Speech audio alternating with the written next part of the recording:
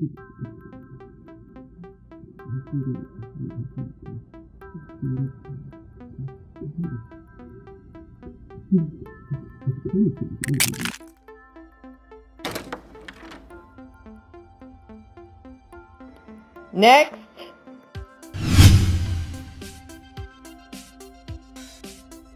Hi, I'm Dr. Julie Bruno. Hi, I'm Hollis Silverman, and today we're going to be talking about complicated grief. Now, there is a difference between bereavement and complicated grief. Bereavement is a normal reaction to the death of a spouse or loved one that usually lasts anywhere from 6 to 12 months. It involves the stages of grief, which is the acronym is DABDA: denial, bargaining, anger, depression, acceptance, right? DABDA. And you'll wax and wane through all those stages. So at first you're in shock, you don't believe that they died. Then you might say, no, they're not, denial. And then I wish they weren't dead. If only this had happened, if only that had happened. And anger, why did you die? Depression, obviously everyone knows what that is. And then acceptance, like you can't do anything about it. I'm not there with you in the deathbed with you, so I have to move forward. I'm living. And you put that death in perspective and you move forward with your life. Exactly, Dr. Bruno. And so with complicated grief, this is a way more intense version of bereavement. So people will normally get diagnosed with complicated grief, usually 12 months and longer. So your grief persists. It's an extremely disruptive emotional reaction to the loss of a loved one. And it can cause serious health risks if it goes even more prolonged. So some of the symptomology that comes with complicated grief includes an intense yearning or longing for your loved one. It includes feeling like there's no meaning left in your life without that person there.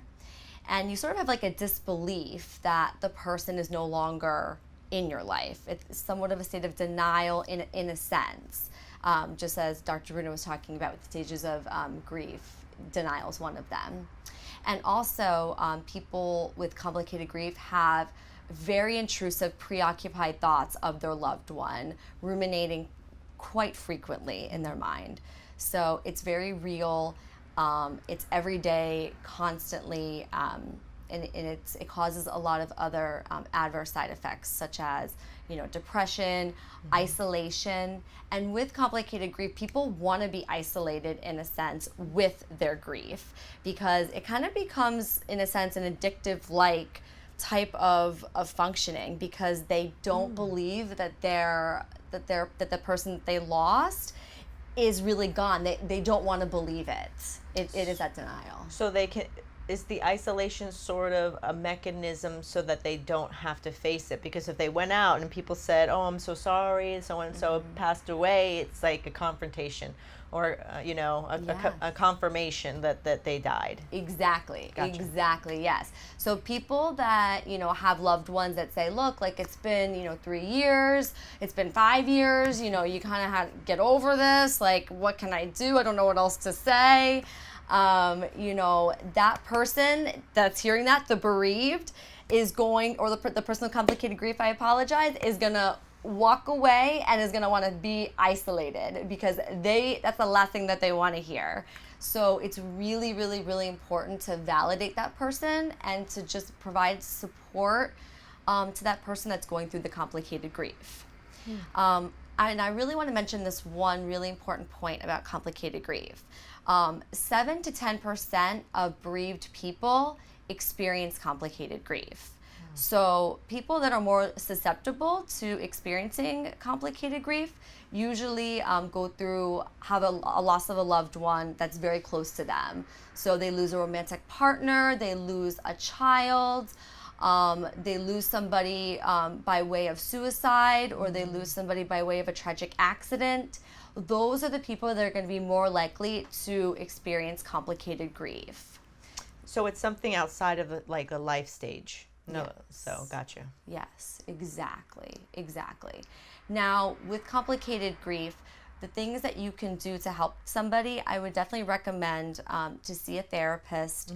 Any type of mental health counseling is going to be really, really beneficial. And you want to make sure that you actually look out for certain treatment modalities that a therapist would use, because they're very specific to people with complicated grief. And this is backed by research by Dr. Catherine Shear, who is from the Columbia University School of Social Work program, and she's the director of the Center for Complicated Grief. So it's very, very crucial. She states that cognitive behavioral therapy, exposure therapy, and meaning therapy, along with her own treatment that she provides in New York City for complicated grief, are the 4 best modalities to helping somebody that has complicated grief. Because with CBT, cognitive behavioral therapy, it's about changing those Beliefs, and those irrational thoughts that one would have with complicated grief. Exposure therapy is really, you want to get the bereaved person to talk about their life with the person, and also talk about their life without the person, and validating them that it's okay to get time in your day where you can grieve. If you need to grieve for an hour a day, grieve for an hour a day. That's very normal. So you want to expose them a little bit to the death so that they can move forward and get into the acceptance stage. Gotcha. That's the goal. And then lastly, meaning. Meaning therapy is really important, because somebody that is going through complicated grief needs to understand, the meaning of their life now. So for example, maybe they would say, I need to learn how to stand on my own 2 feet without my husband anymore. True. Yeah. And what's the doctor who developed, what is her theory called? Her theory is complicated grief Treatment. Yes, treatment. So okay, so it's all 3 of these along with her own special added touch. Yeah, so it's like a 16-week program. Oh, wow. Yeah, so it's done.